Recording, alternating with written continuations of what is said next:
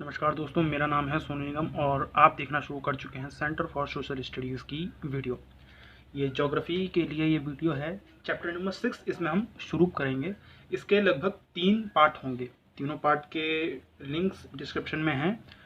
ये पहला पार्ट है जिसमें हम द्वितीयक क्रियाएं, जो मैंने आपको कहा था कि जो पहले की वीडियोज़ में मैंने आपको बताया है कि जो मानव है, जो इंसान है, वो अलग अलग प्रकार के कार्य करता है। तो मैंने जो प्राथमिक क्रियाएं वाला जो आपकी सीरीज थी उसमें मैंने आपको बताया था कि जो कार्य प्रकृति से जुड़े होते हैं वो प्राथमिक कार्य में आते हैं, जैसे कृषि, जैसे पशु को पालना, जैसे कि आखेट करना, शिकार करना, संग्रहण करना, ये सब प्रकृति से जुड़े हैं। खनन करना, ये प्रकृति से जुड़ा है। तो ये सारे प्राथमिक क्रिया में। द्वितीयक क्रिया में वो सारे काम आते हैं जो फैक्ट्रियों में किए जाते हैं, जो कंपनियों में किए जाते हैं। कहने का मतलब क्या है, आप फैक्ट्री में क्या करते हैं? अगर आप कोई आदमी फैक्ट्री में काम करने जाता है तो वो क्या करता है? वो किसी ना किसी वस्तु का निर्माण करता है। वो साइकिल का निर्माण कर सकता है, वो कपड़ों का निर्माण कर सकता है, वो लकड़ी के किसी खिलौने का उत्पादन कर सकता है। तो जब कोई व्यक्ति किसी भी प्राकृतिक संसाधन का प्रयोग करके, देखिए मैंने क्या लिख रखा है, द्वितीयक क्रियाएं कौन सी क्रियाएं हैं? वे क्रियाएं होती हैं जिनमें प्राकृतिक संसाधनों का रूप बदल कर उसे मूल्यवान वस्तु बनाया जाता है। प्राकृतिक संसाधन क्या है? एग्जाम्पल लीजिए, लकड़ी। अब पेड़ की जो लकड़ी है वो प्राकृतिक संसाधन है। इसका रूप बदलकर अगर उसे मूल्यवान बना दिया जाए, भाई लकड़ी आप बेचने जाएंगे तो कितने में बिकती है? 15 रुपए किलो, 25 रुपए किलो, ठीक। लेकिन आप इस प्राकृतिक संसाधन का रूप बदल लीजिए, देखिए वो मूल्यवान बन जाएगी। जैसे कि आप उसी लकड़ी का सोफा बना दीजिए तो उसकी कीमत हजारों में हो जाएगी। तो आपने क्या किया? प्राकृतिक संसाधनों का रूप बदल दिया, भाई लकड़ी का रूप बदल के उसको सोफा बना दिया तो वो मूल्यवान हो गई। अब ये जो रूप बदलना है, ये जो उत्पादन करना है, आप अपने एक्सपर्टीज का इस्तेमाल करके, अपनी कुशलता का इस्तेमाल करके, आपके जो अंदर गुण हैं, जो आपने सीखा है, उसका इस्तेमाल करके अगर आप उसका वस्तु का रूप बदल देते हैं तो वो द्वितीयक क्रियाएं में आता है, वो उत्पादन में, विनिर्माण में आएगा। तो आपने क्या किया? असल में आपने निर्माण किया है किसी चीज का, यानी कि आपने विनिर्माण किया है। इसका अर्थ है किसी भी वस्तु का उत्पादन करना। विनिर्माण का मतलब है किसी भी वस्तु का उत्पादन करना, चाहे वो कार हो, चाहे वो साइकिल हो, चाहे वो मोबाइल फोन हो, चाहे वो अखबार का निर्माण करना हो। तो ये सब उद्योग में आएंगे। ये कौन सी क्या होती हैं? इंडस्ट्रीज होती हैं, उद्योग। तो उद्योग वाला जो पूरा का पूरा हिस्सा है वो द्वितीयक क्रिया में आता है। जो फैक्ट्री है वो द्वितीयक क्रिया में आएगी। इंडस्ट्री जो है वो द्वितीयक क्रिया में आती है। अब यहाँ पे दो तरह से बांटा गया है, एक आधुनिक बड़े पैमाने के उद्योग, आप ये पढ़ेंगे, और एक है परंपरागत बड़े पैमाने के उपयोग। आधुनिक का मतलब है जो नए जमाने के बड़े पैमाने के उद्योग हैं, उनकी क्या क्या विशेषताएं हैं। पहले देखिए आपने पहले वाला जब आप फिल्मों वगैरह में देखते हो तो उसमें आप देखते हो कि छोटे जो उद्योग हैं, छोटी फैक्ट्री भी है, उसमें से भी धुआं निकलता है। लेकिन आज आप देखिए बड़ी बड़ी फैक्ट्रियों में से भी कितना कम प्रदूषण निकल रहा है। ये सब नई आधुनिक बड़े पैमाने के उद्योग की विशेषताएं हैं, अलग अलग विशेषताएं हैं, इसे हमें सीखना चाहिए। ये क्वेश्चन 5 नंबर या 4 नंबर में आता है। तो आधुनिक बड़े पैमाने के प्रयोग में होने वाले विनिर्माण की विशेषता क्या क्या है? सबसे पहला तो कौशल का विशिष्टीकरण होता है। कौशल का विशिष्टीकरण होता है, इसका मतलब यह है कि यहाँ पर इन बड़े पैमाने के उद्योगों में प्रत्येक व्यक्ति को, हर लेबर को अपना एक सेपरेट काम दिया जाता है। किसी को पैकेजिंग का काम दिया जाता है, किसी को जो है मैन्युफैक्चरिंग का काम दिया जाता है, किसी को असेंबलिंग का काम दिया जाता है, किसी को सिर्फ जो है निशान लगाने का काम दिया जाता है, किसी को सिर्फ डब्बे में पैक करने का काम दिया जाता है। यानी कि प्रत्येक श्रमिक को एक ही प्रकार का कार्य करता है जिसमें वह कुशल हो। जिसको जो काम आता है बस वही काम उसको करने के लिए दिया जाता है। तो विशिष्टीकरण हो जाता है कौशल का, जो जिस आदमी के पास जो कौशल है उस हिसाब से उसे काम मिलता है। यंत्रीकरण, दूसरा है यंत्रीकरण। यंत्रीकरण का मतलब है कि जो आजकल बड़े पैमाने के उद्योग हैं उसमें जो विनिर्माण हो रहा है, उसमें जो उत्पादन हो रहा है वो यंत्रों के द्वारा हो रहा है, मशीनों के द्वारा हो रहा है। इसका अर्थ है कि किसी कार्य को करने के लिए मशीनों का प्रयोग करना। स्वचालित मशीन यंत्रीकरण का विकसित रूप है। आपने देखा होगा ऑटोमेटिक मशीनें हैं जो आजकल काम करती है। वही जो है किस प्रकार से बिस्किट बनाती है, वही जो है पैकेजिंग कर देती है, वही लेबलिंग कर देती है, वही उस पर डेट डाल देती है। तो आजकल ऑटोमेटिक मशीनों का चलन शुरू हो चुका है। ये यंत्रीकरण का नया रूप है। तीसरा है प्रौद्योगिकी नवाचार। प्रौद्योगिकी नवाचार का मतलब होता है इनोवेशन। अब बड़ी बड़ी जितनी भी कंपनियां हैं वो इनोवेशन पे बहुत ध्यान देती है। क्यों? क्योंकि उसे नई नई टेक्नोलॉजी हमेशा ही चाहिए होती है। क्यों? क्योंकि उसे अपने कंपटीशन से, अपने कॉम्पिटिटर से कंपटीशन भी तो करना है भाई। आपको एक ही तरह का फ़ोन बार बार दिया जाएगा कंपनी की तरफ से, बार बार एक ही तरह का फ़ोन दे देंगे, एक ही तरह के कैमरे होंगे, एक ही तरह का, उसमें कोई अपग्रेडेशन नहीं होगा, कोई नया इनोवेशन नहीं होगा, तो आप खरीदेंगे? आप नहीं खरीदेंगे। तो आपको क्या चाहिए, हर अगले बार जब आप फ़ोन खरीदते हैं, हर 1 महीने बाद आप क्या देखते हैं कि मोबाइल में कोई ना कोई नया फीचर जुड़ता चला जाता है। ये क्यों होता है? ये इनोवेशन के द्वारा होता है। इसी प्रौद्योगिकी नवाचार को ही कहते हैं टेक्नोलॉजिकल इनोवेशन। अब ये कैसे होता है? इसमें शोध, कंपनियां अपने यहाँ पर रिसर्च के लिए साइंटिस्ट रखती है, शोध के लिए रिसर्चर रखे जाते हैं जो प्रौद्योगिकी नवाचार के द्वारा विनिर्माण की गुणवत्ता को नियंत्रण करते हैं, उसकी गुणवत्ता को बढ़ाते हैं। मोबाइल की जो गुणवत्ता है, जो क्वालिटी है, उसे बढ़ाएंगे। अपशिष्टों का निस्तारण करेंगे, यानी कि बड़ी बड़ी फैक्ट्रियों में जो कूड़ा कचरा निकलता है उसको किस तरह से जो है, जैसे कि मान लीजिए कोई खाद बनाने वाली उद्योग है, तो उससे जो वेस्ट निकलता है वो उससे क्या करते हैं, वो इससे इस प्रकार के और जो है ऐसे प्रोडक्ट बना देंगे जो आपके काम में आ जाए। जैसे कि पेट्रोलियम जो उद्योग है, वो जो कचरा छोड़ता है, उस कचरे से जो है प्लास्टिक बनाया जाता है। उस अपशिष्ट से, अपशिष्ट का मतलब है कचरा, जो वेस्ट मटेरियल होता है, उससे प्लास्टिक बना दिया जाता है, उससे साबुन बना दिया जाता है। तो कचरे का निस्तारण किस तरह से किया जाए, ये प्रौद्योगिकी नवाचार बताता है। उसका काम ये है, प्रदूषण को कम करने में सफलता हासिल होती है प्रौद्योगिकी नवाचार से। तो आपने देखा होगा बड़े बड़े फैक्ट्रियों में से कितना कम, पहले छोटे फैक्ट्री से भी कितना धुआं निकलता था, आसपास का पूरा जो है माहौल खराब रहता था, लेकिन अब बड़ी बड़ी फैक्ट्रियों से भी कितना कम प्रदूषण निकलता है। अब चिमनियाँ जो है आपको कम देखने को मिलती है। तो ये सब क्यों हुआ? ये सब प्रदूषण के नियंत्रण करने के लिए जो प्रौद्योगिकी नवाचार का इस्तेमाल किया गया, जो इनोवेशन का इस्तेमाल किया गया, उसकी वजह से ये हुआ है। तो यही है औद्योगिक बड़े पैमाने के विनिर्माण की विशेषता। एक और है, ये देखिए 2 और हैं। संगठनात्मक ढांचा एवं स्तरीकरण। इसका मतलब क्या है? संगठनात्मक ढांचा और स्तरीकरण का मतलब क्या है कि जो बड़े पैमाने के उद्योग हैं उसमें असल में बहुत अधिक पूंजी लगती है, अधिक पूंजी लगती है। इसके अलावा बड़े बड़े संगठन होते हैं, बड़े संगठन होते हैं। अब एक कंपनी को कोई एक ही आदमी नहीं चलाता, बड़े बड़े संगठन चला रहे होते हैं। इसके अलावा आप क्या देखते हैं कि इसमें स्तरीयकरण होता है। स्तरीयकरण मतलब अलग अलग स्टेज पे अलग अलग लोग इसमें होते हैं। जैसे सबसे पहले CEO होता है, फिर उसके बाद मैनेजर आ जाता है, ठीक है, फिर उसके बाद आपका जनरल मैनेजर के बाद आपका सब मैनेजर आ जाता है, फिर जो है आपका सुपरवाइजर आएगा, उसके बाद जो है लेबर आ जाते हैं। तो इस तरह से जो है ये काम चलता है। तो आपने देखा कि किस तरह से CEO, फिर मैनेजर, फिर सुपरवाइजर, फिर लेबर, तो ये अलग अलग स्तर पे जो है काम चल रहा होता है। ये इनकी खासियत है। बड़े पैमाने के जो आधुनिक उद्योग हैं, जो विनिर्माण है, उनका ये विशेषता है। ये आपको उसकी विशेषता में 5 पॉइंट लिखने होते हैं। दूसरा है, 5वां है क्या? असमान भौगोलिक वितरण। कहने का मतलब ये कि जो बड़े पैमाने के उद्योग हैं ये पूरी दुनिया में आपको हर जगह इक्वली नहीं मिलेंगे, ये कुछ ही जगह पर सीमित हैं। जैसे कि अमेरिका में ये सीमित मिलेंगे आपको, जैसे कि जापान में सीमित मिलेंगे, है ना, जैसे कि चीन में। तो ये सब का, ये पूरी दुनिया में इसका वितरण बहुत असमान है, असमान भौगोलिक वितरण। पृथ्वी के केवल 10% भूभाग पे आधुनिक विनिर्माण केंद्र का विस्तार है। ऐसे देश आर्थिक और राजनीतिक शक्ति का केंद्र बन गए, जैसे अमेरिका में बहुत बड़े पैमाने के जो उद्योग वहाँ लगे हुए हैं। UK आप कह सकते हैं, यूरोप का हिस्सा हो सकता है, ऑस्ट्रेलिया में, चीन में और जापान में। ये सब जो है बड़े पैमाने के जो उद्योग हैं उसके कुछ ही सीमित क्षेत्र हैं, यहीं पर ये केवल पाए जाते हैं। अच्छा, जो मैं आपसे कह रहा हूँ कि ये असमान भौगोलिक वितरण है, तो ये ऐसा क्यों हुआ कि ये कुछ जो उद्योग है बड़े पैमाने की, ये कुछ ही जगह पर सीमित क्यों रह गए? तो इसको आकर्षित करने वाले उद्योगों को लगाने के लिए कुछ कारक होते हैं।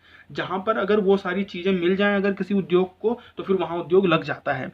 तो वो हर जगह, जाहिर सी बात है, वो हर जगह तो मिलेगा नहीं। अब जहां मिलेगा वहीं उद्योग लगाएंगे। तो ये पहला टॉपिक आपका खत्म हो गया कि बड़े पैमाने के उद्योगी की क्या विशेषता है। अब आपको पढ़ना ये है कि उद्योगों को प्रभावित करने वाले कारक, यानी कि उद्योग कहाँ अधिक लगेंगे, कहाँ कम लगेंगे, ये कैसे डिसाइड होता है, इसको प्रभावित करने वाले कारक कौन से हैं।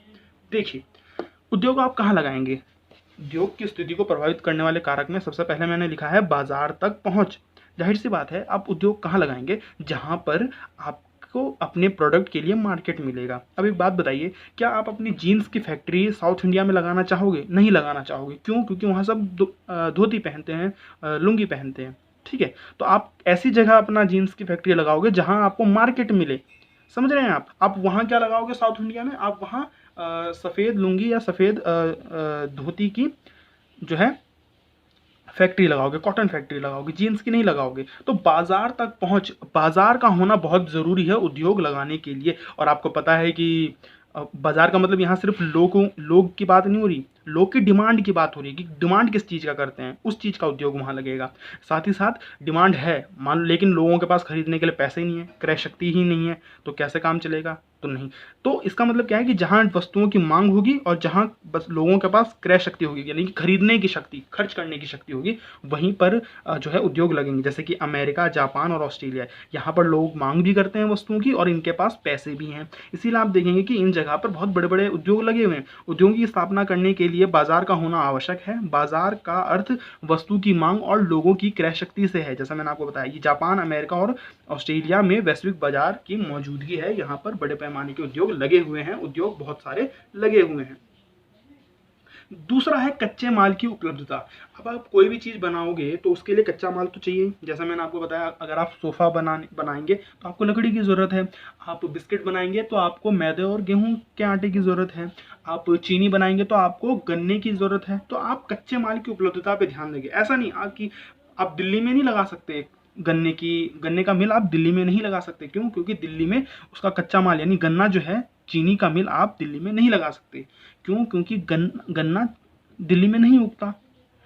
जब तक आप दिल्ली में लेकर आओगे गन्ने को, तब तक वो गन्ना सूख जाएगा और उसे चीनी बनेगा नहीं। तो ऐसा आप कहाँ लगाएंगे? आप मुजफ्फरपुर में लगाएंगे, जहाँ गन्ने की खेती ज़्यादा होती है, तो आप मुजफ्फरपुर में जो है चीनी मिल लगाओगे। तो जहाँ पर कच्चे माल की उपलब्धता ज़्यादा होगी वहाँ उद्योग लगेगा। उद्योग उन क्षेत्रों में अधिक लगाए जाते हैं जहां कच्चा माल सस्ते व आसानी से मिल जाता है। जैसे कि डेयरी उत्पाद के उद्योगों का जो उद्योग है, जो डेयरी जैसे दूध की जो फैक्ट्री है, जैसे अमूल है, अमूल कहाँ लगाई है? अदंग वाली जो गुजरात का अडंग जिला है वहाँ लगाए गए हैं। वहाँ 25 लाख से ज़्यादा किसान जो है भैंस और गाय पालते हैं ताकि वो दूध दे सके उनको। तो ऐसी जगह लगाते हैं। डेयरी उत्पाद का उद्योग ऐसी जगह लगाया जाएगा जहाँ दूध की आपूर्ति के स्रोत समीप ही मिल जाएं, समीप यानी कि पास में ही मिले।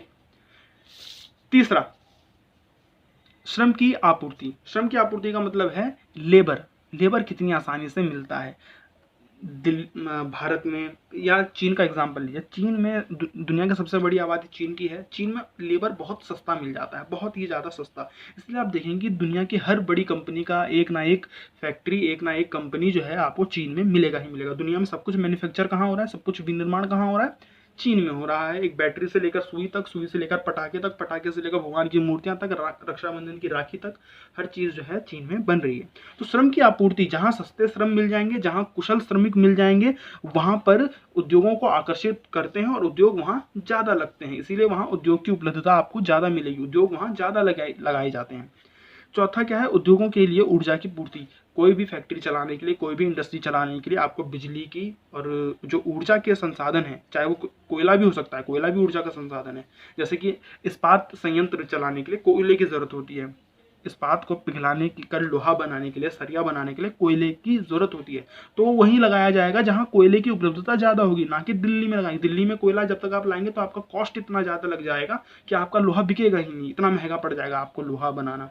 तो आप ऐसी जगह पे अपने इस्पात संयंत्र को लगाओगे, इस्पात स्टील बनाने वाली प्लांट को ऐसी जगह लगाओगे जहां आपको आसानी से कोयला मिल जाए। तो वे उद्योग जिनमें अधिक शक्ति की आवश्यकता होती है, वे ऊर्जा के स्रोत के समीप ही लगाए जाते हैं। जैसे कि मैंने आपको एल्युमिनियम और स्टील के बारे में भी बताया। पांचवा है परिवहन की सुविधा। कोई भी सामान आप बनाते हैं, कोई भी फैक्ट्री आप लगाते हैं तो आपको कच्चा माल चाहिए। तो कच्चे माल को लाने के लिए और जो आप प्रोडक्ट बनाते हो, जो भी आप जीन्स, कपड़ा, फ़ोन, जो भी आप बनाएंगे, जो भी बिस्किट आप बनाएंगे, जो भी आप बनाते हैं अपनी फैक्ट्री में बनाएंगे, उसको वो तैयार माल जो है वो बाजार तक ले जाने के लिए, कस्टमर तक ले जाने के लिए आपको परिवहन की सुविधा चाहिए ही चाहिए होगी। अरे भाई, आपको रेलवे की ज़रूरत पड़ेगी ना। आप यहाँ बनाएंगे कोई चीज़ तो आपको बिहार में भी तो बेचना है। अब आप साबुन बना रहे हो तो ऐसा थोड़ी है कि जहाँ आपने फैक्ट्री लगाई और वहीं बेचोगे सिर्फ। भैया आप पूरे देश में बेचना चाहोगे तो जब तक रेलवे आपके नहीं होगा, आपके पास रोड नहीं होगा, आपके पास ट्रक्स नहीं होंगे, आपके पास एयरपोर्ट्स नहीं होंगे, तो आप कैसे जो है अपने प्रोडक्ट को बाजार तक, कस्टमर तक लेकर जाओगे। इसीलिए परिवहन की सुविधा बहुत ज़रूरी है। जहाँ परिवहन की सुविधा अच्छी किस्म से उपलब्ध होती है, जहाँ इंफ्रास्ट्रक्चर बहुत अच्छा होता है, वहाँ पर उद्योग भी ज़्यादा लगाए जाते हैं। कच्चे माल को लाने के लिए तथा तैयार माल को ले जाने के लिए बेहतर परिवहन का होना आवश्यक है और ये उद्योग को आकर्षित करता है, उद्योग वहाँ ज़्यादा लगाए जाते हैं। छठा है सरकारी नीति। सरकारी नीति भी बहुत ज़्यादा जो है उद्योगों को प्रभावित करती है। अब सरकारी नीति का मतलब क्या है? अब मान लीजिए सरकार ने पहले 1991 से पहले सरकार ने कह रखा था कि भाई आपको फैक्ट्री लगानी है, आपको उद्योग लगाना है, तो आपको हमसे लाइसेंस लेना पड़ेगा। तो इसमें क्या होता था, आपको पता है लाइसेंस लेने जाते हैं वो कितने पैसे मांगते हैं, काम भी टाइम पे नहीं होता, 10 दिन वो लोग फाइल अटकी पड़ी रहती है। तो ऐसे में कई लोग जो है फैक्ट्री खोलना भी नहीं चाहते थे। तो कहते थे क्या ज़रूरत है यार, इतना झमेला कौन पाले। लेकिन जब से सरकार ने अपनी नीति बदली और कहा कि आपको फैक्ट्री लगाने के लिए परमिट की ज़रूरत नहीं है, तब से आप देखिए कि हमारे देश में कितनी सारी फैक्ट्रियाँ खुली गई 1991 के बाद। तो सरकार द्वारा बनाई गई औद्योगिक नीति और कर व्यवस्था। अब टैक्स सिस्टम, अगर जीएसटी क्यों लाया गया? आसान करने के लिए, टैक्स सिस्टम को आसान करने के लिए। इससे अगर टैक्स सिस्टम आसान होगा, टैक्स में थोड़ी छूट मिल जाएगी, तो वहाँ उद्योग ज़्यादा लगाए जाते हैं। मान लीजिए बिहार सरकार ने कहा कि हमारे यहाँ पे बिल्कुल भी उद्योग नहीं है, आप हमारे यहाँ पे उद्योग लगाइए, हम आपको 10% का टैक्स में छूट देंगे। तो इससे क्या होगा, उद्योग वहाँ आएंगे, उद्योग वहाँ लगाएंगे। तो जहाँ की सरकारी नीति, सरकार द्वारा बनाई गई औद्योगिक नीति और कर व्यवस्था को देखकर ही उद्योग की स्थापना की जाती है। सम्मोहन अर्थव्यवस्था और उद्योग के मध्य संबंध। देखिए मैं आपको एक एग्जांपल देता हूँ इस वाले पॉइंट के लिए। कोई कार बनाने वाली कंपनी, अब कार बनाने वाली कंपनी मारुति है, मान लीजिए मारुति सुजुकी, वो कार बनाती है भाई। वो कार की जो विंडशील्ड होती है, जो शीशा होता है, वो नहीं बनाती, कार की टायर नहीं बनाती। वो टायर बनाने के लिए अपोलो है। तो क्या होता है, अगर कोई बड़ा पैमाने का उद्योग लगा, मान लीजिए कार का कोई प्लांट लगा हुआ है गुरुग्राम में, ठीक है, तो उसी के आसपास क्या होगा शीशे बनाने वाली भी फैक्ट्री कोई लगेगी, कोई पेंट की फैक्ट्री भी लगेगी, कोई सीट बनाने वाली फैक्ट्री भी लगेगी, एक टायर बनाने वाली फैक्ट्री भी लगेगी। तो ऐसे क्या होता है, एक समूहन अर्थव्यवस्था, समूह में एक अर्थव्यवस्था का निर्माण हो जाता है, जो अपने आसपास की ही जगह से, अपने आसपास की ही फैक्ट्री से अपने लिए जो है सारा संसाधन जो है, इक्विपमेंट, सारे कुल पूर्जे जो है जमा कर लेती है। जैसे मैंने आपको बताया, बड़े पैमाने के उद्योगों के आसपास, बड़े उद्योगों के आसपास कई छोटे उद्योग लग जाते हैं, जिसे समूहन अर्थव्यवस्था का निर्माण होता है, जैसे मैंने अभी आपको बताया। ठीक, तो ये इस वीडियो में इतना ही। जैसा मैंने आपको बताया कि ये आपको 2 क्वेश्चन मैंने आपको बता दिए हैं, बड़े पैमाने के आधुनिक उद्योगों की विशेषता क्या है और उद्योग की स्थिति को प्रभावित करने वाले कारक। तो ये 5-5 नंबर में क्वेश्चन आता है, आप इसे नोट कर लेंगे। और मैं आपसे एक बात बताना चाहूँगा कि जो हमारी चैनल की व्यूवरशिप है, जो हमारी वीडियो देखी जाती है, उसमें कई ऐसे व्यूवर्स हैं हमारे जिन्होंने हमारा चैनल सब्सक्राइब नहीं किया है। जैसा आप इस इमेज में देख सकते हैं कि किस तरह से 75% वीडियो वो लोग देखते हैं जिन्होंने हमारा सब्सक्राइब नहीं किया चैनल। तो मैं आपसे गुजारिश करूँगा कि अगर आपको वीडियो पसंद आती है तो आप चैनल को सब्सक्राइब भी करें। बाकी वीडियो देखने के लिए धन्यवाद। वीडियो को लाइक करें और 12वीं क्लास के छात्रों तक वीडियो को शेयर करें, चैनल को सब्सक्राइब करें। धन्यवाद।